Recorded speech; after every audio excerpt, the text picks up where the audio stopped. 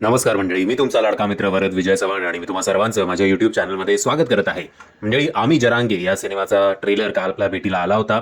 So trailer बघितल्यानंतर खूप साऱ्या गोष्टी ज्या टीजरमध्ये गुलदस्त्यात ठेवण्यात आल्या होत्या त्या म्हणजे या सिनेमाचं स्टारकास्ट म्हणजे मकरंद देशपांडे सरांबरोबर सुबोध भावे, प्रसाद ओक, अजय पुरकर, विजय निकम, कमलेश सावंत, भूषण पाटील, चिन्मय संत, अमृता, अंजली जोगळेकर आणि आपले सूरज भाऊ सुद्धा या सिनेमामध्ये आहेत. सो एवढी चांगली स्टारकास्ट असताना मुळात ती टीजरमध्ये लपवायची का, तर ते मला काही कळलं नाहीये. एनिवेज, ट्रेलर अति उत्तम झालेला आहे, याच्यात काहीही शंका नाहीये. एक मास मसाला सिनेमा आपण बघणार आहोत की काय अशी फिलिंग हा सिनेमा बघून येते. नुसता हा बायोपिक वाटत नाहीये, एक कमर्शियल सिनेमा वाटतोय. नो डाऊट या माणसावर जो कुठला सिनेमा येईल तो एक सिनेमा नसून तो एक इमोशन असेल, पण तरी सुद्धा जे आपण म्हणतो वारंवार की ट्रेलरमध्ये मराठी सिनेमा मार खातो किंवा कमर्शियल ऍस्पेक्ट थोडे कमी असतात, तसं या सिनेमाच्या बाबतीत तरी वाटत नाहीये. गाणी सुद्धा चांगली मला आवडली आणि कट टू कट मतलब स्टोरी में इमोशन है, ड्रामा है, ट्रॅजेडी है. अजून या माणसाचा जो काही स्ट्रगल आहे तो अजून त्याच्या फायनल ध्येयापर्यंत पोहोचलेला नाहीये, तरी सुद्धा या माणसावर 2-2 सिनेमे एकाच दिवशी रिलीज होणार आहे.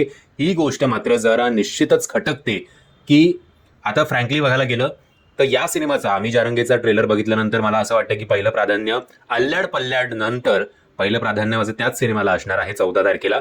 सो अल्ल्याड पल्ल्याड नंतर आम्ही जारंगे आणि त्यानंतर संघर्ष योद्धा जसं आता जमेल तसं बघण्याचा मी प्रयत्न करीन.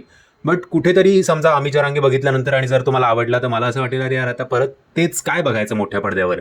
सो असा प्रॉब्लेम होणार आहे.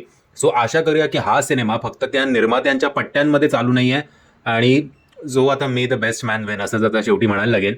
बट मला तरी वाटतंय मॅक्सिमम लोक जर 14 तारखेच्या वीकेंडला कुठला मराठी सिनेमा बघण्याचा त्यांचा हेतू असेल तर तो आय थिंक फक्त अल्ल्याड पल्ल्याडलाच असेल.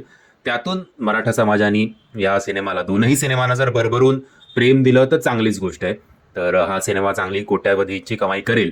ॲटलिस्ट 10-15 कोटी तरी कुठेच नाहीत असं आपण म्हणू शकतो.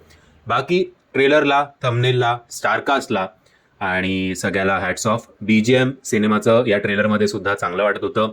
जे काही आरक्षणाचे मतलब आंदोलनाचे माफ करा जे काही आपल्याला शॉर्ट्स बघायला मिळाले ते रिअल वाटत आहेत. असं होत नाहीये की 30-40 जण फ्रेममध्ये भरली आहेत आणि चला आंदोलन झालं असं नाहीये.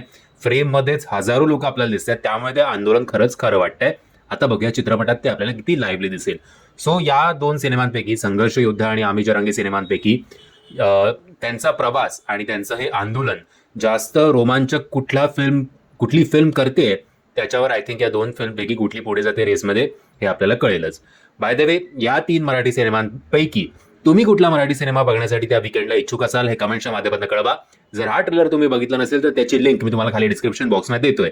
मी आशा करतो तुम्हाला हा व्हिडिओ आवडला असेल. जर तुम्हाला हा व्हिडिओ आवडला असेल तर प्लीज या व्हिडिओला लाईक, शेअर आणि चॅनलला सबस्क्राईब करायला विसरू नका. जय हिंद, जय महाराष्ट्र.